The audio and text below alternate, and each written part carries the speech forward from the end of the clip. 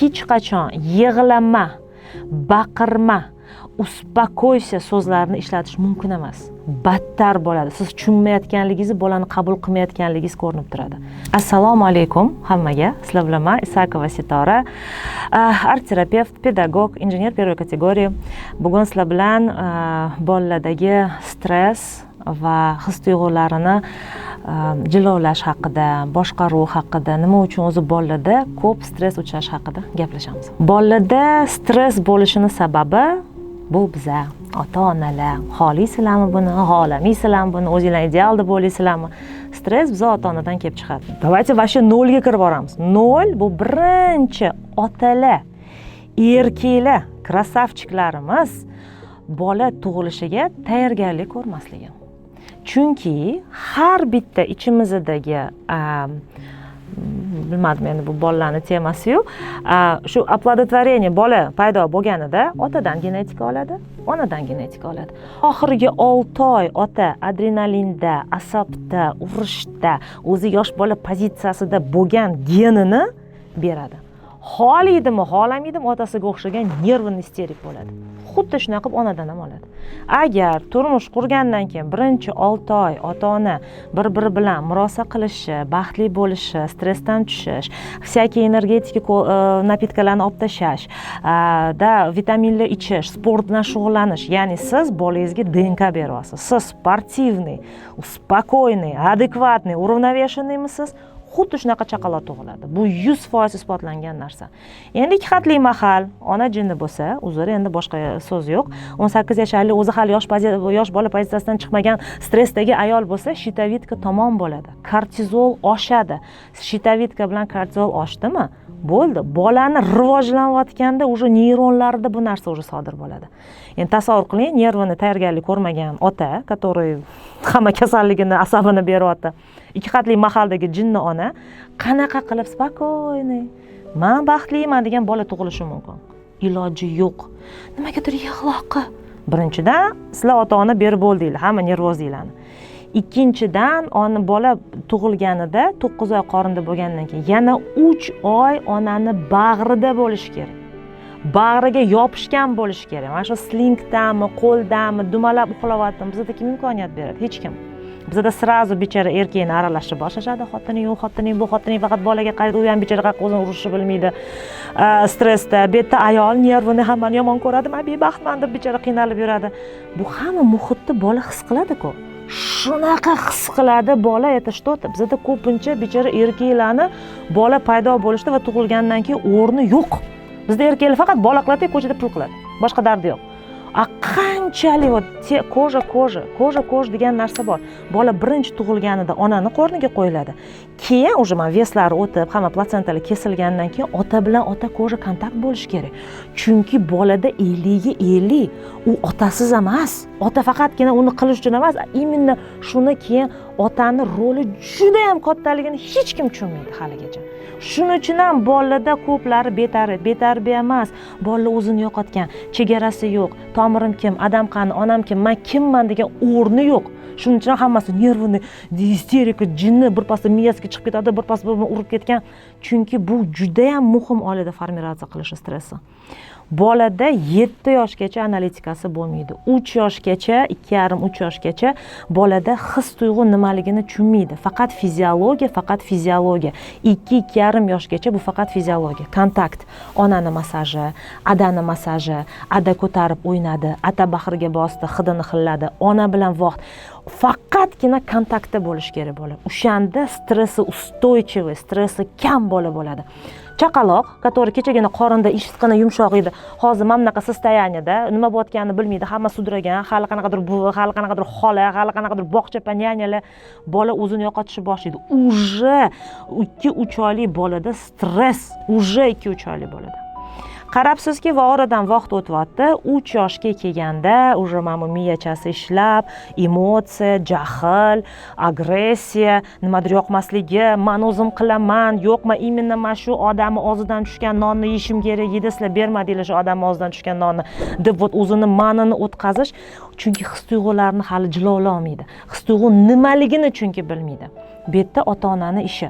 ona birinchi o'rinda, ona tushuntirish kerak. Bolam jahling chiqdi, bolam xafa bo'lding, bolam senga nimadir anaqa tipit emotsiyani yetib o'tish kerak. Progovarivать qilish kerak. Bola onasiga qarayotganda, hozir men bu jahl ekanda, hozir men bu qorn och ekanda, hozir mana men bu bo'lishim, bu uyqum kelayotgan ekan dedi. Bola tushunishi bu onadan.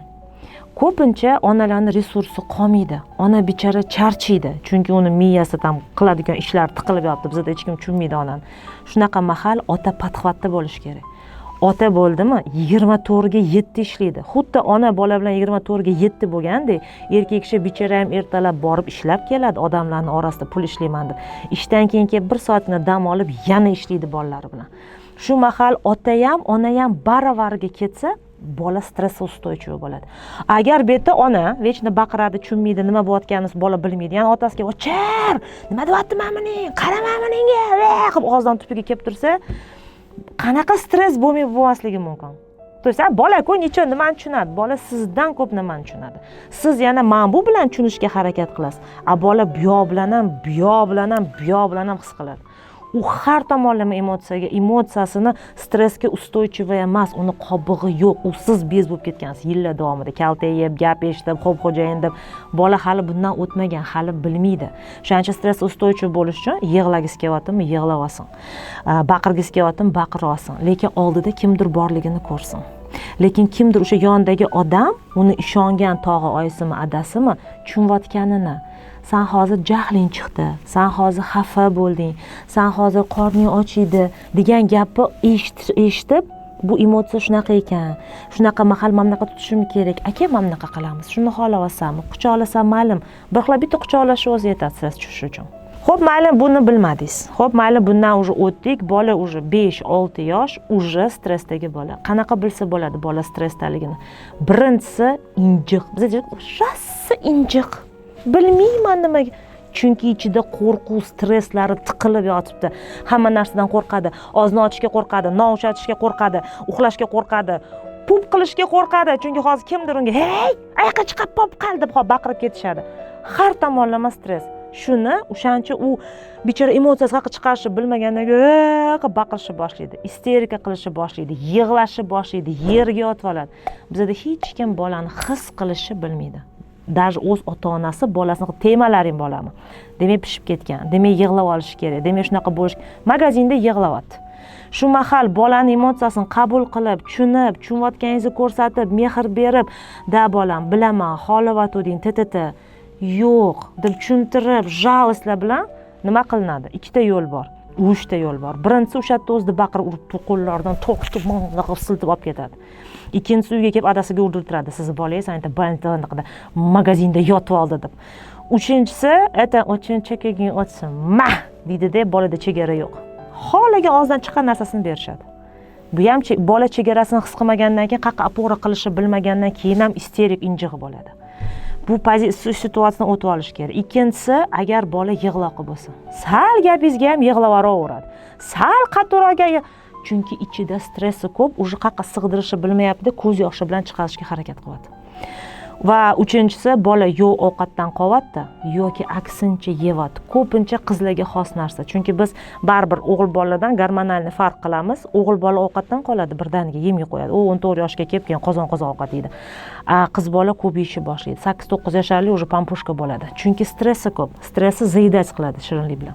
Shularni ko'rdingizmi? Yig'loqlik, ser injiqlik, uyqusizlik yoki ko'p yeyoryapti yoki yemayapti. Demak, bolada stress bor. Men o'zim art terapiyaga kelgan bolalarimni stressni 3 xil yo'l bilan tushiraman. Chunki ular yangi kelgan odam, bilishmaydi, ko'zi o'ynaydi, bichir ona solib kelgan, nimaga olib kelganini bilmaydi. O'zimga o'rgatish uchun. Birinchisi korobka deyiladi. Ya'ni bu dihательное упражнение. Shunaqa zo'r narsa bu. Afsuski, men uydagilarga, onalarga buni o'rgatmas edim, chunki o'z onalarni o'zini o'qitish kerak deb oldim. Bolada chuqur nafas olib 1 minut davomida chiqazishi. Можно через трубочку, можно просто shag'am, spichka yoqib bersangiz bo'ladi. Bola burni bilan oladi, og'zi bilan emas, noto'g'ri ko'rsatim. Deb chuqur oladi, keyin sekin og'zi bilan mashina deb svechkani o'chirish kerak. hech qachon srazu 1 minut qilmaydi bola birinchidan chuqur nafas olish hali bilmaydi, chiqazishni bilmaydi. 10 sekunddan boshlanadi. 10 sekund qilib chiqazadi. Keyin gal deb 20 sekund. Shunaqa qilib o'rganadi. Burni bilan chuqur nafas olib, og'zi bilan mer, shunaqa stress kortizolni tushiradi. Bola birpas o'zi kelib qolgani, spokойно bo'lib qolganini bilmay qoladi. Lekin menga afsuski, o'sha juda ham ezilgan, sindirilgan bolalar olib kelinadi. Ko'pincha davay nafas olamiz, olmayman nafas. Nima olaman? Yoqmayapti, xohlamayman deydi. Va u bolani zo'rlamayman, urolmayman. Shuning uchun nerv chiqayotganini ko'ryapman, asabiylashish u bolada bilinadi nevrozi borligi, stressi borligi. Birinchi ko'rgan narsani aytgan deydi, hayron qoladi. Birinchi ko'rgan narsani, любой narsani qaraydi, ko'ziga tushgan, yoqqan narsani aytadi. Daraxt deydi. Hop, qanaqa rang ekan daraxt? Yashil.